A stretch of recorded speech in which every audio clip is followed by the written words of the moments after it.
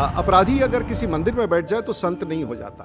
ये पृष्ठ है 32 आपराधिक मुकदमे का जो उन्होंने स्वयं स्वीकारा है। लेकिन मैं जानता हूं कि अपराधी के खिलाफ तो कार्रवाई करना आसान होता है, लेकिन राजनीतिक अपराधी के खिलाफ कार्रवाई करना संभव नहीं होता है, क्योंकि उसके पास उसी ताकत का, राजनीतिक ताकत का संरक्षण मिलता है।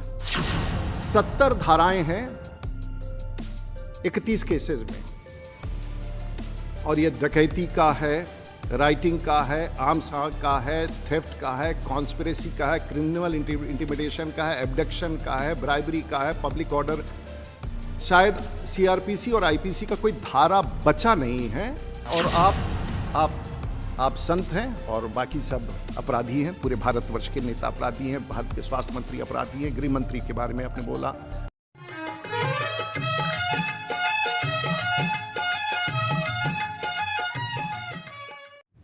नमस्कार।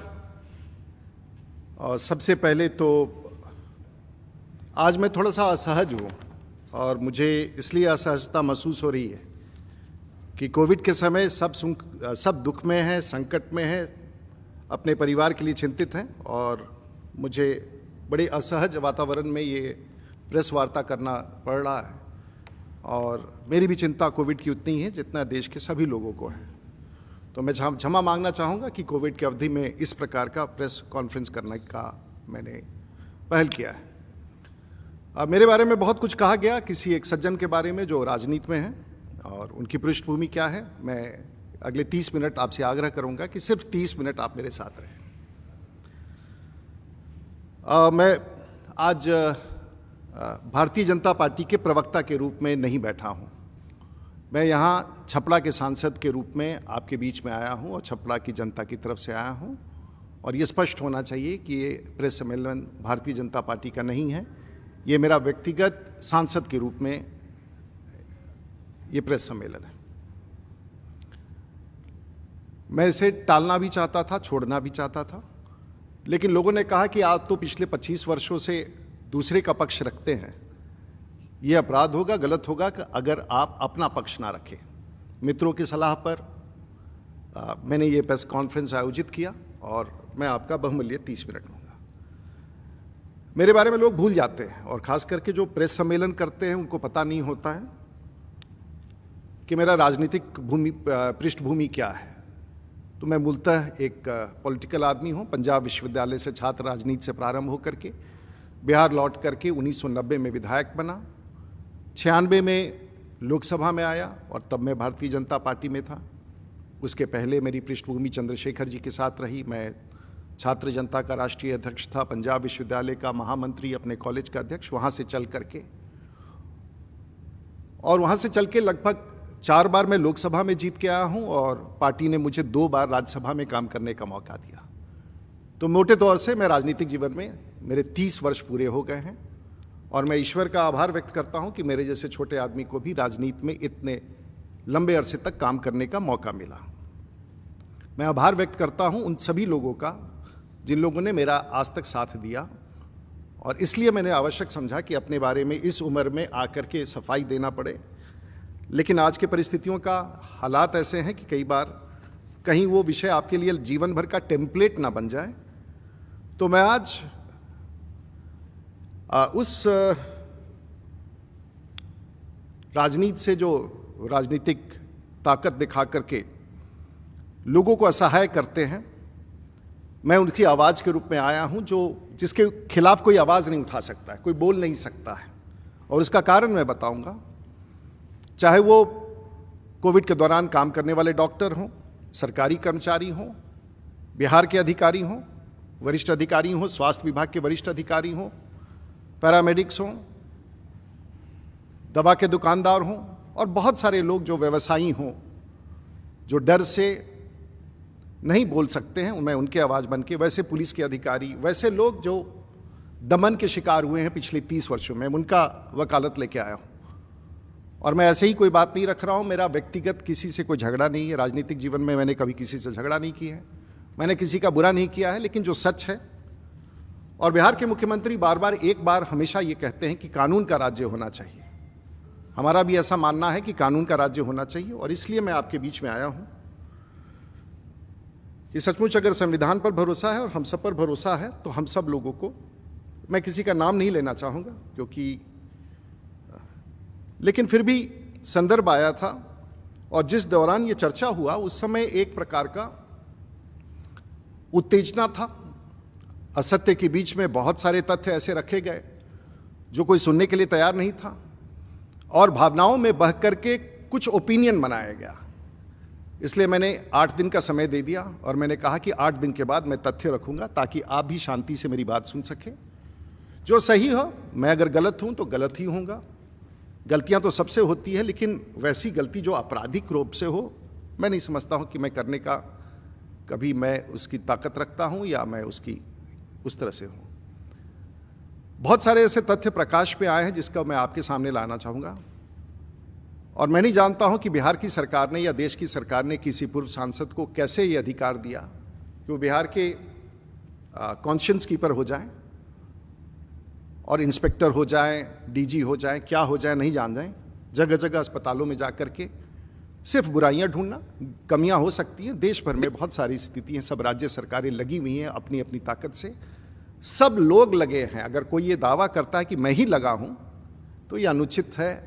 बहुत सारे ऐसे लोग हैं जिनके बारे में हम जानते नहीं हैं। ऐसा क्यों है कि सिर्फ राजनेता ही दिख रहे हैं कि वो काम कर रहे हैं, बाकी सब लोग चुप हैं। जो पत्रकार, बिहार ने तो जर्नलिस्ट को फ्रंटलाइन वर्कर्स का दर्जा दिया, जो पत्रकार इस समय हमें आके बाहर के वीसी पर देख रहे हैं, सब अपने अपने तरीके से कंट्रीब्यूट कर रहे हैं। देश की सरकार, भारत की सरकार, राज्य की सरकार, सभी लोग लगे हैं। ये आपातकाल की स्थिति है, स्वास्थ्य का आपातकाल है, हम सब लगे हैं। तो चलिए मैं आपको बताऊं कि जिस व्यक्ति के बारे में बात कर रहा हूं लोग भूल चुके हैं। अपराधी अगर किसी मंदिर में बैठ जाए तो संत नहीं हो जाता, और यहां मैं उसी विषय को दोहराना चाहूंगा और मैं आपको शुरू करूंगा। हम और आप चुनाव लड़ते हैं, चुनाव में एफिडेविट देते हैं और वो सबसे सही माना जाता है।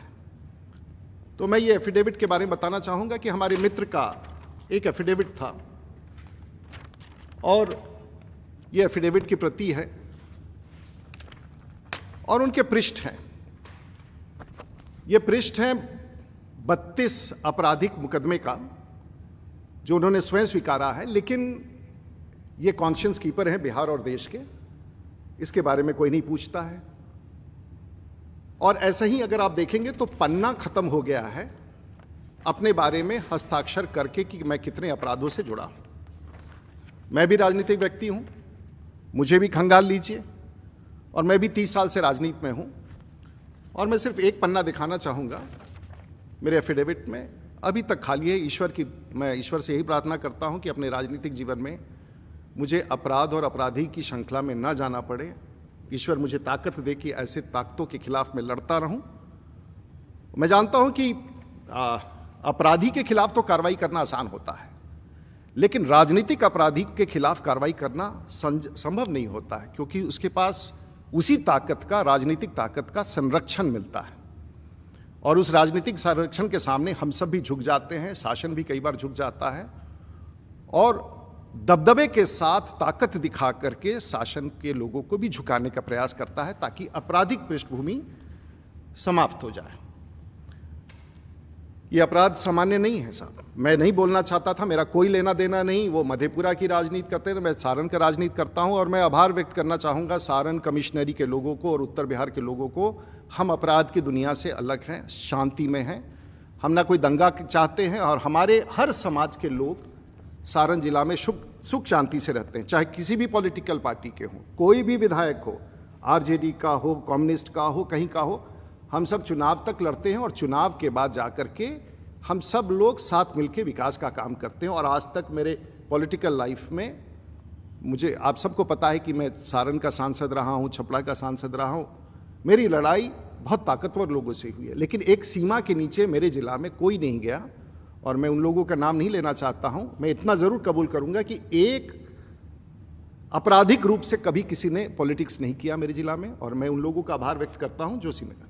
तो ये चलिए आप इनका एक पृष्ठभूमि देखिए, और ये पत्रकारों के लिए है। जब आप ऐसे व्यक्तियों का 70 धाराएं हैं 31 केसेस में, और ये डकैती का है, राइटिंग का है, आर्म्स का है, थेफ्ट का है, कॉन्स्पिरेसी का है, क्रिमिनल इंटिमिडेशन का है, एब्डक्शन का है, ब्राइबरी का है, पब्लिक ऑर्डर। शायद सीआरपीसी और आईपीसी का कोई धारा बचा नहीं है जो हमारे मित्र के नाम पर नहीं है, लेकिन सब लोग भूल गए हैं। और पिछले 30 साल में ये सभी कई केसेस चार्जशीट हो चुके हैं, कई के कॉग्निजेंस हो चुके हैं, कई पर अब भगवान जाने कैसे कोई। और मैंने खंगाल डाला पूरी दुनिया के राजनेताओं के इतिहास को, पूरी दुनिया में। और मैं न Guinness book of world record में, न Limca book of world record में, कोई भी दुनिया का ऐसा पॉलिटिशियन नहीं होगा जिसकी ये आपराधिक भूमि हो, आपराधिक बैकग्राउंड। मुझे बहुत खराब लगता है, उनके ही परिवार हैं, बच्चे हैं मुझे, लेकिन मैंने उनको बुलाया नहीं था अपने यहाँ। मैंने उनको नहीं कहा था कि मेरे यहाँ आकर के कीजिए, मैंने कोई गलती नहीं की थी उस विषय पर भी। और मैं एपोलोजेटिक नहीं हूँ, मैं दावे के साथ कह रहा हूँ कि मैंने तो इतना आपराधिक मामला, कोई भी धारा नहीं बचा है अगर ध्यान से देखेंगे, और वो सब छिपा हुआ है, कोई जानता नहीं है। केसों का धारा अगर आप ध्यान से पढ़ेंगे, कोई धारा ऐसा नहीं बचा है। नया सीआरपीसी और नया आईपीसी लिखना पड़ेगा किसी व्यक्ति के पृष्ठभूमि को बताने के लिए कि आखिर ये व्यक्ति है कौन और क्यों छिपा हुआ है इस प्रकार से, और क्यों छिपा रखा है लोगों ने, और क्यों इसकी चर्चा नहीं करते हैं। मैं अगर अपराध करूं तो रात्र भर हम लोग सो नहीं पाते हैं। और इस प्रकार का, और इसमें कितने लोगों का दमन हुआ, कितना, मैं ये नहीं जाऊंगा, इसको मैं भी छोड़ देता हूं, क्योंकि इसके बाद के अगर तथ्य मैं आपके पास लाऊं तो आप दंग हो जाएंगे। आगे का इंतजार कीजिए, हम सब लेके आएंगे, क्योंकि मैं जानता हूं कि किसी राजनीतिक अपराधी से लड़ना कितना कठिन होता है। आपके ऊपर भी हो सकता है, आपके परिवार के ऊपर भी खतरा हो सकता है, मित्रों पर हो सकता है, पत्रकारों पर हो सकता है। लेकिन एक और बात है जो छिपाया गया। 2014 में आप लोकसभा का चुनाव लड़े, जीत गए, लेकिन उस समय आपने 19 केसेस छिपा के रखे थे। 17, 18, 19, 25 अनुसंधान का क्रम जारी है। और आपने एफिडेविट में गलत दिया था उस समय। अगर आपके इस खिलाफ कोई न्यायालय में जाता तो शायद, लेकिन ये जांच का विषय है, इस पर मैं टिप्पणी, लेकिन आपने सत्यों को छिपाया था। तो मोटे तौर से आपके ऊपर अभी तक मधेपुरा में 6, पूर्णिया में 11, पटना में 29, जो स्पेशल कोर्ट में जो केसेस भेजे गए हैं 29, दरभंगा में 1, गाजीपुर उत्तर प्रदेश में 1, सहरसा में 2। पता नहीं, सरकार उस समय तो सबकी सरकार थी। आज की सरकार नीतीश कुमार जी की सरकार नहीं थी, सुशील मोदी जी नहीं थे, तारकिशोर प्रसाद नहीं थे, सबकी सरकार थी। और ये 1990 के बाद से। और मैं बताना चाहूँगा कि जब आप सांसद बने, मैं भी उसी वर्ष उस विधानसभा में जीत के आया था 27 साल की उम्र में।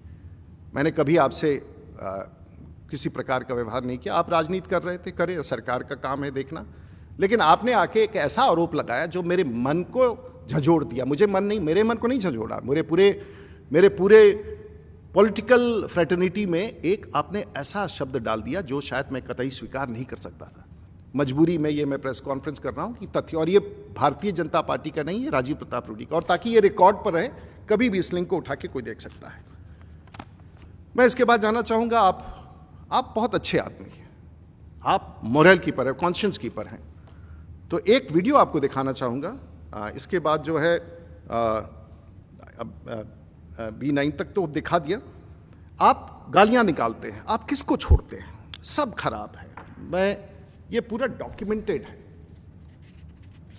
किसी को आपने नहीं छोड़ा है, सरकार में, सरकार के बाहर में।